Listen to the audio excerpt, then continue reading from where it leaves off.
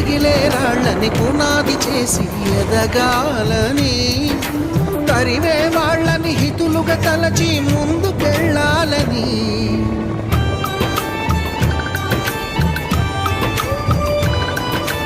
కన్నుల నీటిని కలల సాగుకై వాడుకోవాలని,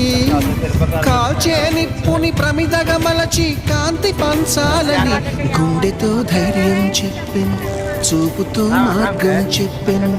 అడుగుతో గమ్యం చెప్పెను, నేనున్నానని నేనున్నానని, నీకేం కాదని, నిన్నటి రాతని